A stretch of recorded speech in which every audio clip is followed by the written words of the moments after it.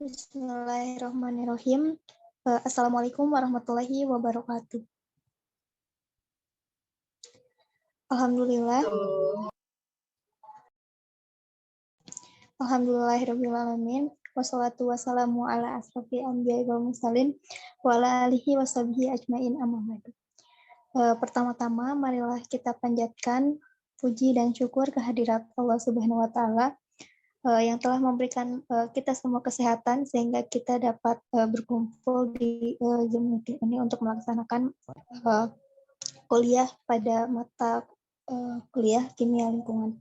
Tidak lupa salawat serta salam marilah kita junjung tinggi kepada Nabi Muhammad SAW, kepada keluarganya, kepada sahabatnya, dan semoga kepada kita semua selaku umatnya. Sebelum memulai perkuliahan, alangkah baiknya kita membaca basmalah bersama-sama. Bismillahirrahmanirrahim. Baik, alhamdulillah pada kesempatan kali ini kami dari kelompok 2 akan menyampaikan materi mengenai studi kasus pencemaran air Sungai Codo di Yogyakarta terhadap kesehatan lingkungan. Boleh di next.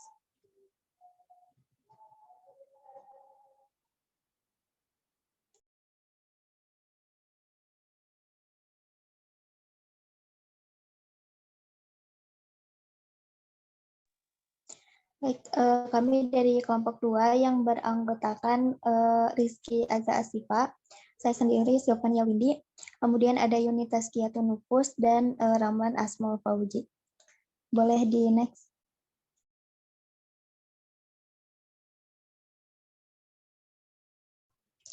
Baik, pembahasan yang pertama yaitu mengenai faktor penyebab pencemaran air Sungai Codo di Yogyakarta.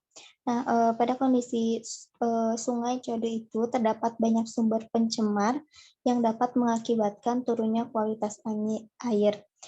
Sungai Codo itu baik dari sumber domestik maupun non-domestik. Nah, dapat dilihat bahwa aktivitas limbah yang dihasilkan itu paling banyak limbah domestik. Hal ini dikarenakan sekitar Sungai Codo itu dikelilingi oleh pemukiman warga. Akan tetapi hal ini tidak menjamin bahwa limbah non-domestik tidak berbahaya dan tidak tersebar dalam bentuk yang luas. Boleh di next.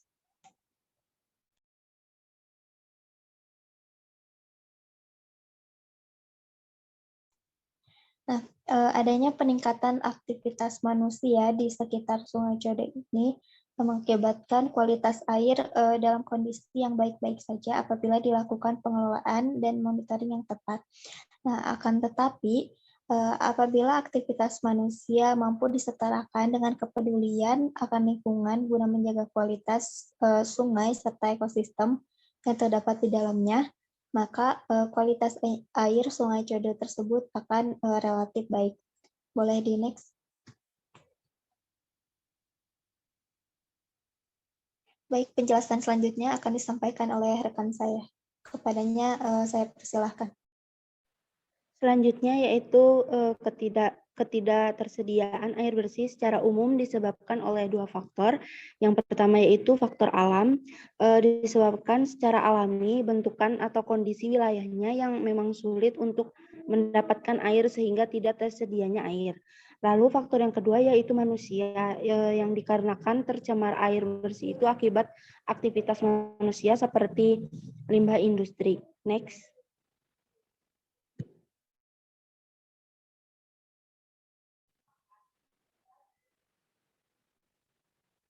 Selanjutnya yaitu faktor penyebab pencemaran air Sungai Codo Yogyakarta. Berdasarkan data penelitian dari ISP atau Environmental Service Program dengan Dinas Lingkungan Hidup Yogyakarta tentang pengujian kualitas dan kuantitas dan kualitas air menyangkut komponen fisik, kimia, dan biologis di Sungai Codo menunjukkan terdapat 10 mg oksigen yang terlarut dalam 1 liter air Sungai Codo yang berwarna kekuningan karena tercampur oleh lumpur. Jumlah oksigen di Sungai Code cukup besar karena batas kandungan oksigen normal pada air mengalir hanya 6,0 mgpl. Next.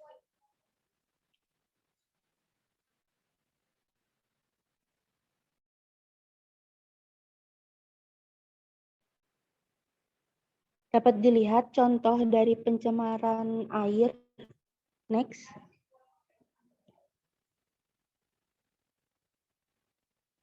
Selanjutnya akan dijelaskan oleh rekan saya. Baik, selanjutnya yaitu dampak pencemaran air terhadap kesehatan lingkungan di Sungai Code Yogyakarta.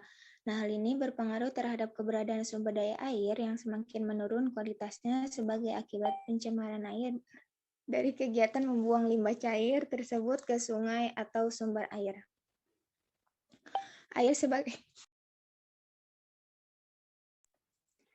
Air sebagai komponen sumber daya alam yang sangat vital, maka harus dipergunakan sebesar-besarnya untuk memakmuran rakyat. Dengan adanya pencemaran, maka lingkungan yang ada di sekitarnya, baik lingkungan abiotik, lingkungan biotik, dan lingkungan sosial akan terganggu peruntukan fungsinya. Boleh di next. Nah, peran pemerintah daerah dalam menangani dampak pencemaran air terhadap kesehatan lingkungan di Sungai Code Yogyakarta.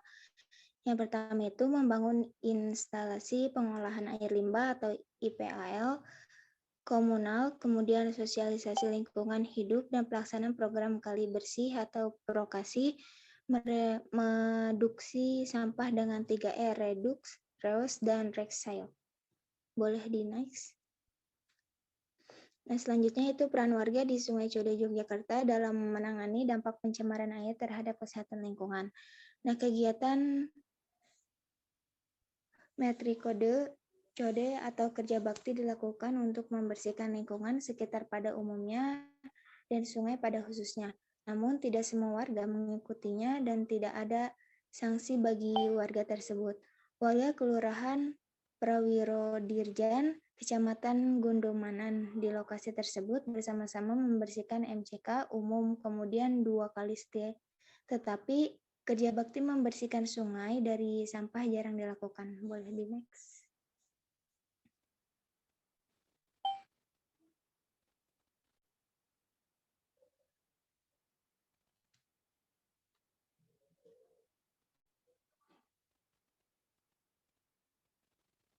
Baik, saya kembalikan lagi kepada moderator. Terima kasih.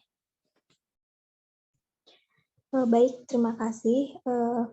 Selanjutnya yaitu sesi tanya jawab. Boleh kepada teman-teman yang ingin bertanya dipersilahkan untuk raise hand terlebih dahulu.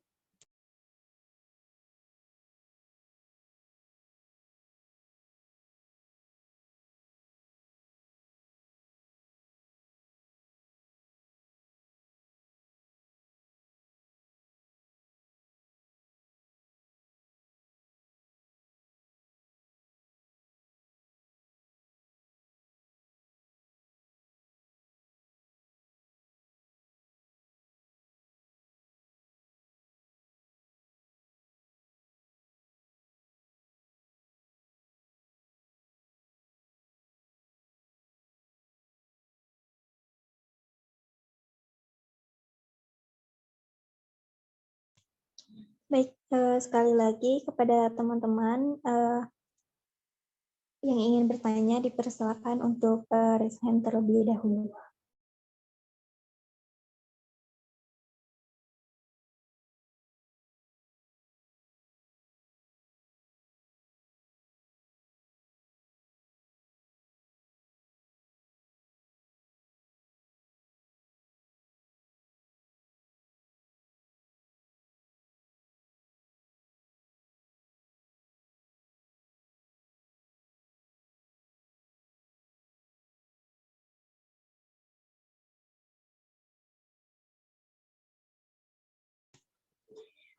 Baik, di sini ada Rofiko yang raise hand.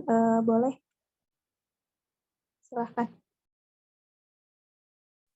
Baik, terima kasih Silvania atas kesempatannya. Bismillah, Rofiko izin bertanya ya. dalam materi yang telah dijelaskan tadi, bahwa dampak dari pencemaran air Sungai Code ini telah ditangani oleh pemerintah dan juga penduduk sekitar Sungai Code. Lalu, bagaimana perkembangan Sungai Code untuk saat ini? Terima kasih.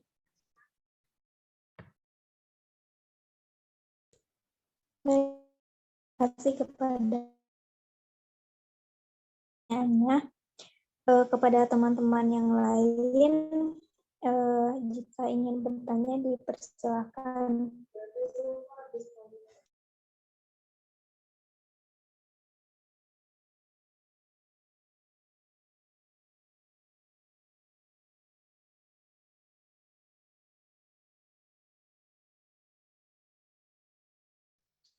Baik, kepada Sekar, dipersilakan.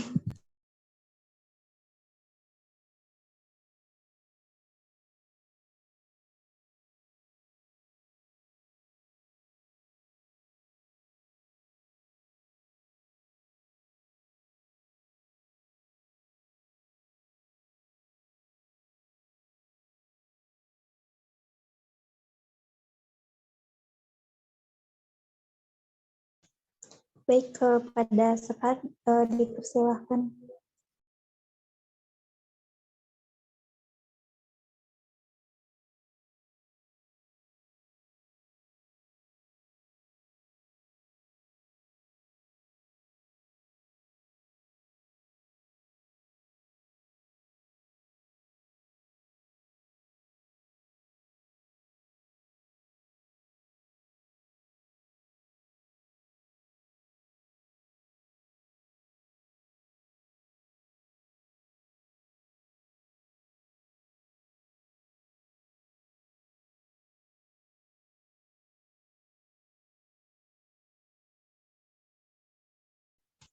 Baik, jika tidak bisa unmute, boleh ya silakan diketik di kolom chat.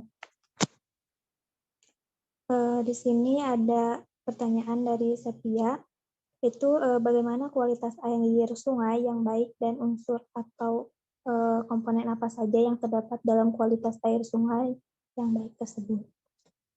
Baik, sambil menunggu pertanyaan dari yang lain, silakan kepada pemateri untuk menjawab pertanyaan dari saudari Ropiko dan Sepia.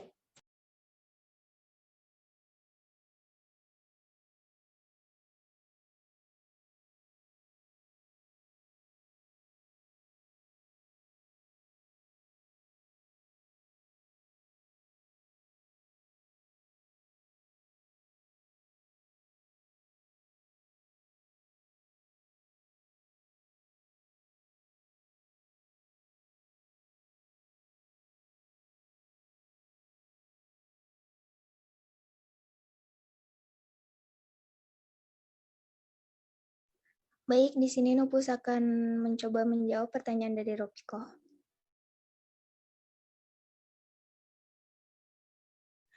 Yang dimana pertanyaannya itu dalam materi telah dijelaskan bahwa dampak dari pencemaran air Sungai Code ini telah ditangani oleh pemerintah dan juga penduduk sekitar Sungai Code. Lalu bagaimana perkembangan Sungai Code saat ini? Jadi berdasarkan literatur yang saya baca, Sungai Code ini termasuk ke dalam salah satu dari 10 sungai yang diawasi dalam kewenangan Dinas Lingkungan Hidup dan Kehutanan atau DLHK. Nah, Provinsi Yogyakarta. Nah, menurut Ninik Sri Handayani sebagai Kasih Pengendalian Pencemaran Air dan Sungai DLHK atau Daerah Istimewa Yogyakarta mengatakan bahwa setelah dilakukan secara periodik sebanyak 3 kali dalam setahun, meskipun sudah dilakukan perbaikan tetapi memang masih ada warga yang membuang limbah ke sungai. Warga membuat saluran, tetapi salurannya menuju sungai. Ada pula kandang hewan yang kotorannya masih masuk ke sungai sehingga masih dapat dikatakan Sungai Code tersebut masih tercemar. Mungkin itu saja. Bagaimana, Rofiko? Baik, Yuni. Terima kasih atas penjelasannya. Ya, baik, sama-sama, Rofiko.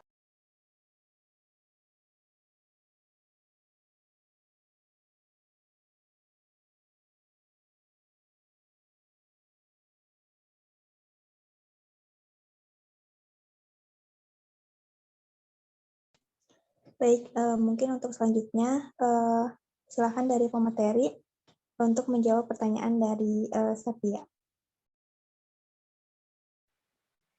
Izin menjawab dari pertanyaan Sevia mengenai bagaimana kualitas air sungai yang baik dan unsur atau komponen apa saja yang terdapat dalam kualitas air sungai yang baik tersebut.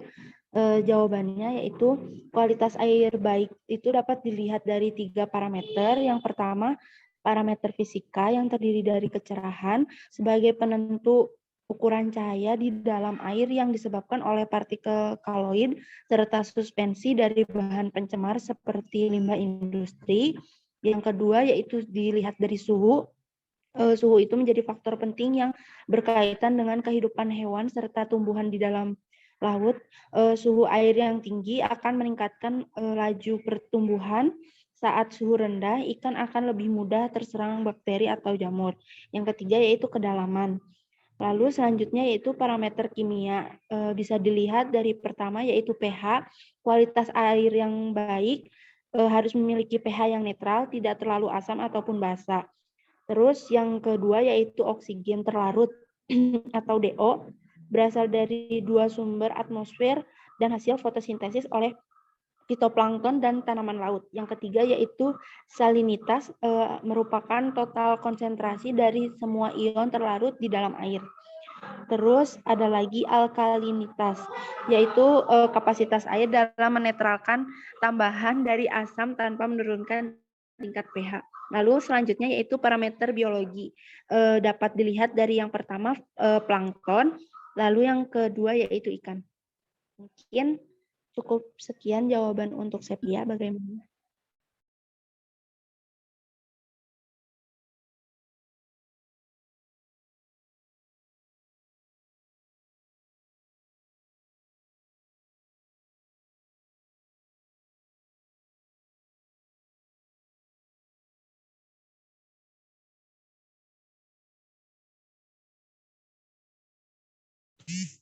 Baik, bagaimana Sepia? Apakah sudah terjawab?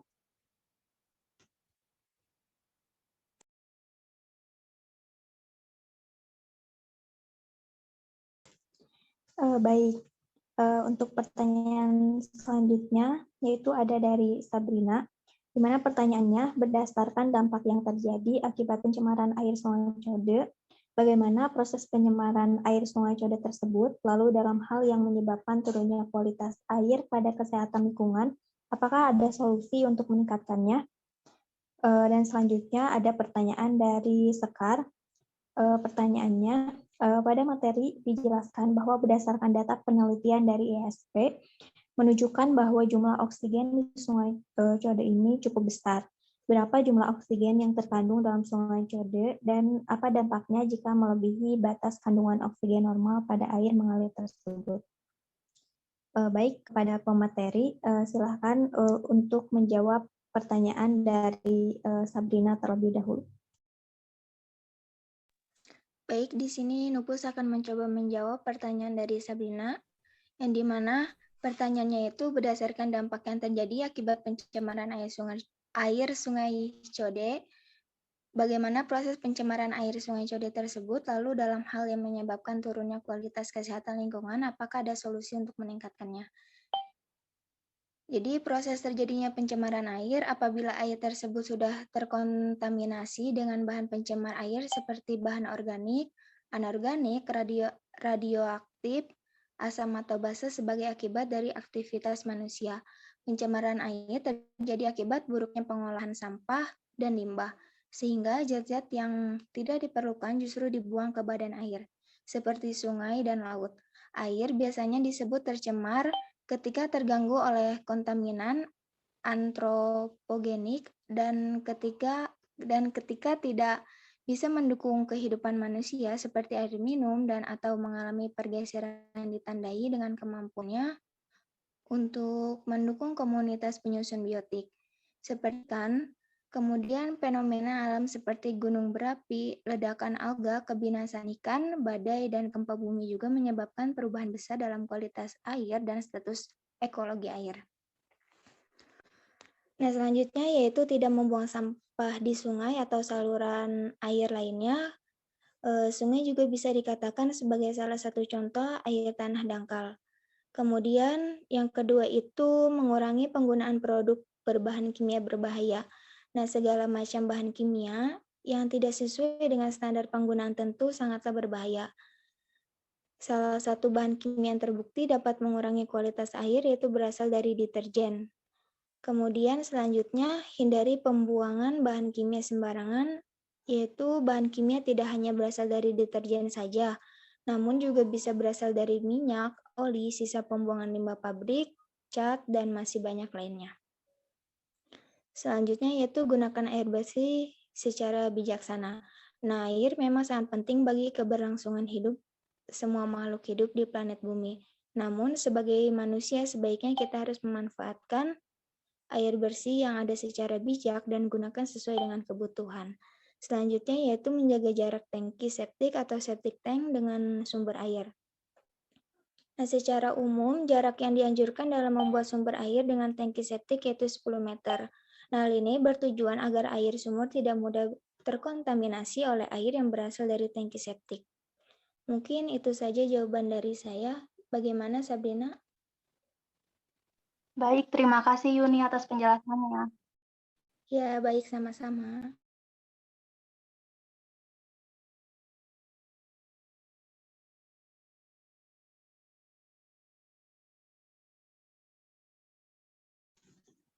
Baik, untuk selanjutnya dari pemateri boleh menjawab pertanyaan dari Sekar. Silakan.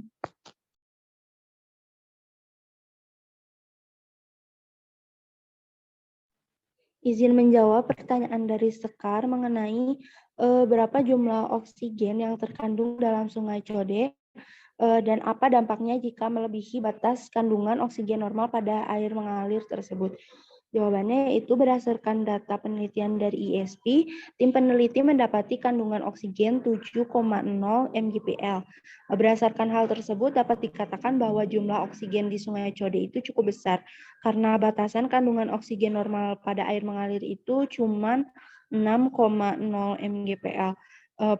Lalu untuk dampak jika melebihi batasan kandungan oksigen normal pada air mengalir itu yaitu pertumbuhan organismenya tidak baik. Karena kualitas air salah satunya itu dilihat dari segi kimia, di mana unsur kimia dalam air berfungsi sebagai pembawa unsur-unsur hara, mineral, vitamin, dan gas-gas terlarut dalam air seperti oksigen terlarut. Mungkin itu saya jawaban dari saya. Bagaimana, Sekar?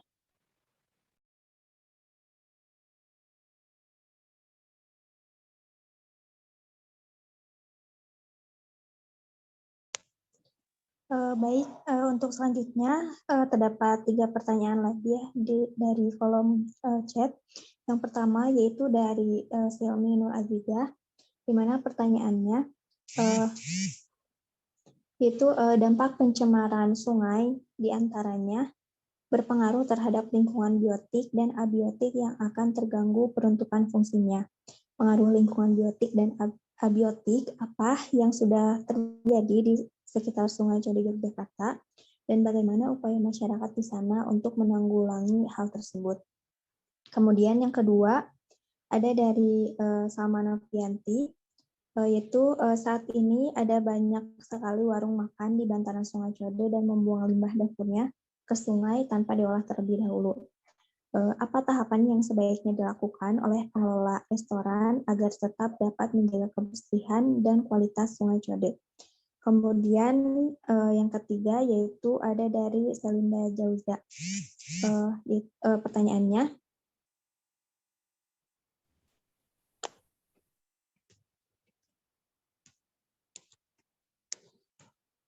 selain kandungan oksigen, bakteri E. coli juga banyak ditemukan di Sungai Code.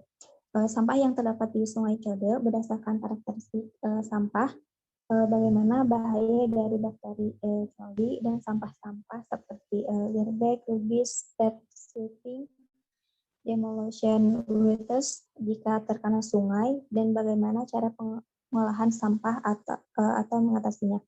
Baik, di sini saya akan menjawab pertanyaan dari Hilmi terlebih dahulu, di mana pengaruh atau dampak adanya pencemaran yang mengakibatkan lingkungan di sekitarnya itu terkena dari lingkungan biologi. Nah, hal ini itu sangat berpengaruh karena pencemaran demikian juga dengan ada di sekitar atau yang mendiami daerah di sekitar bibir sungai tersebut. Nah, mereka akan yang menyebabkan turunnya kualitas kesehatan lingkungan yaitu yang pertama terjadi disparitas status kesehatan secara nasional. Kualitas kesehatan masyarakat itu telah meningkat, akan tetapi disparitas status kesehatan dan sosial ekonomi antar kawasan dan antar perkotaan serta pedesaan masih cukup rendah. Kemudian untuk yang kedua terjadi beban penyakit. Pola penyakit yang diderita oleh masyarakat itu sebagian besar adalah penyakit diare dan penyakit kulit. Kemudian yang ketiga, perilaku masyarakat yang kurang mendukung pola hidup bersih dan sehat. Dan yang keempat, rendahnya kualitas kesehatan penduduk miskin dan terbatasnya tenaga kesehatan dan distribusi tidak merata. Nah, untuk upaya yang dilakukan masyarakat di sana dalam menanggulanginya, yaitu tadi telah disebutkannya di PPT juga melakukan kegiatan metode atau istilahnya itu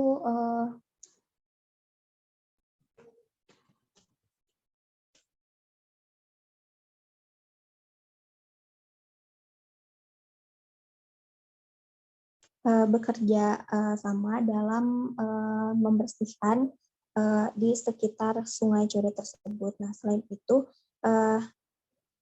karena kualitas air dari Sungai Codet itu tercemar, maka pengaruh lainnya juga dapat berimbas pada sumur warga yang digunakan sehari-hari untuk dikonsumsi.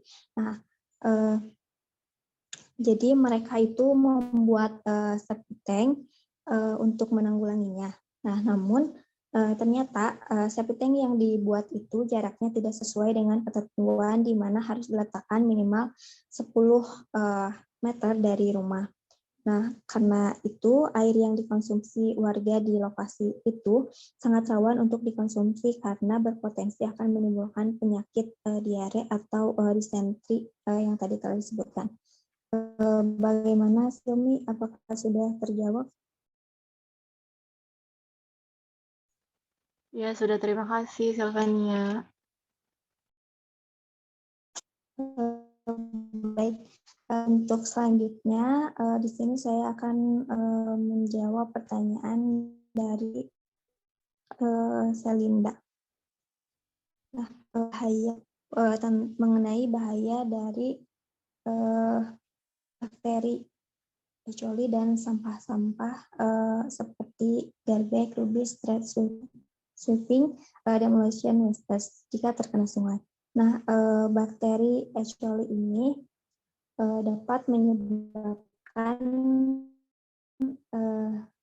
keracunan yang berpengaruh pada sistem pencernaan. Nah, siapapun dapat terinfeksi oleh bakteri ini, terutama yang rentan itu anak-anak yang di bawah usia 5 tahun, kemudian orang tua, lalu wanita hamil, dan mereka yang memiliki sistem kekebalan yang lemah. Nah, ketika keracunan bakteri ini, bahaya yang bisa muncul yaitu gejala infeksi yang dapat muncul dalam 1 sampai 2 hari. Nah, bakteri E. coli ini juga akan menghasilkan racun yang kuat sehingga dapat menyebabkan kram perut muntah, kemudian muntah, dan masalah gastrointestinal lainnya. Nah, karena bahaya bakteri E. coli tersebut, maka kualitas air harus dilindungi, khususnya di tanah air. Namun sayangnya pemerintah itu dianggap masih lemah dalam menjaga akses sumber daya alam, terlebih dari sisi pencemaran lingkungan dan sumber air yang bersih.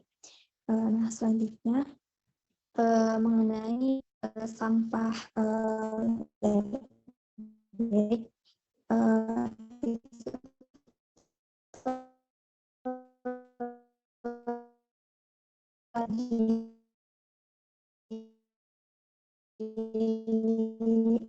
dijelaskannya di dalam makalah bahwa sampah ini merupakan jenis sampah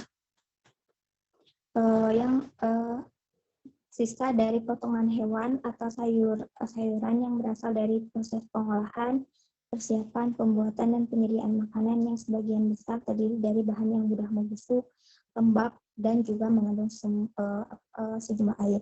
Nah, kemudian yang kedua yaitu sampah rebis yang termasuk sampah yang mudah terbakar, berasal dari rumah tangga, pusat dapur, dan kantor.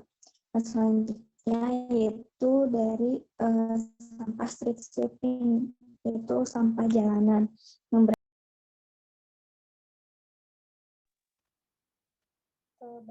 Adapun untuk cara mengatasinya atau dalam pengelolaannya yaitu melalui tahapan berikut. Yang pertama yaitu pewadahan, kemudian yang kedua pengumpulan, yang ketiga pemindahan, yang keempat pengangkutan, dan yang kelima pengolahan. Selain itu, pemerintah juga telah melakukan upaya dalam mengatasi pencemaran yang terjadi di sungai tersebut, seperti membangun instalasi pengelolaan limbah atau IPAL komunal, kemudian WC umum dan sumur umum, kemudian yang terpenting yaitu pelaksanaan program kali bersih atau prokasi dan memberikan sosialisasi dan penyuluhan tentang lingkungan hidup kepada masyarakat di sekitar Sungai Code. Nah, selain itu dalam upaya warga juga turut diperhitungkan ya, karena dengan perilaku warga yang bersih juga nantinya sungai tersebut tidak akan tercemar. Nah, selain itu warga juga telah melakukan upaya metode atau kerja bakti yang dilakukan untuk membersihkan sekitaran dari Sungai Code tersebut. Mungkin seperti itu. Selinda, apakah sudah terjawab?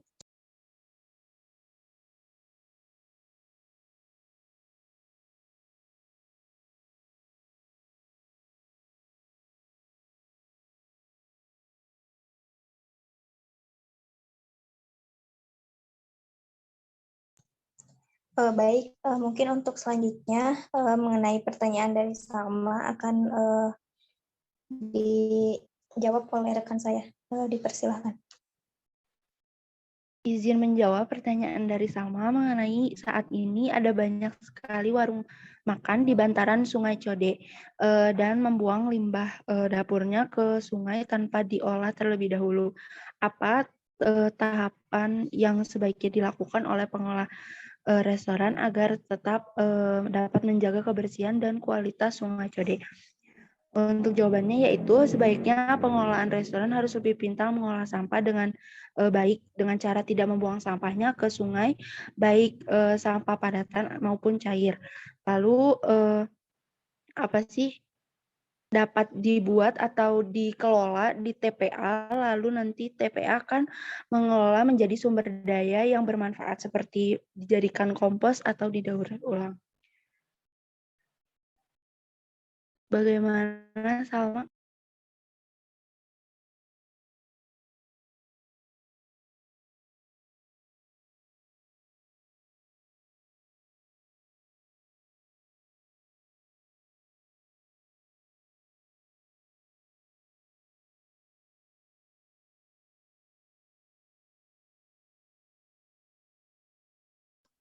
Baik, bagaimana Salma, apakah sudah terjawab?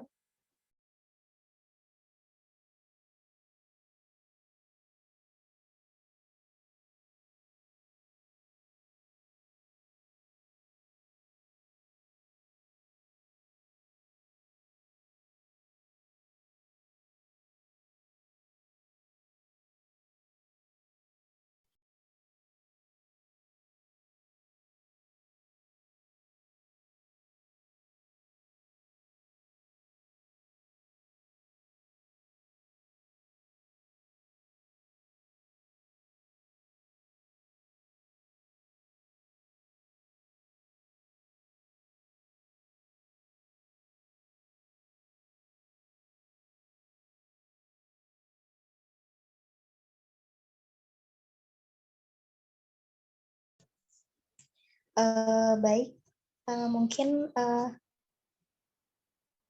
tidak ada lagi pertanyaan dari teman-teman.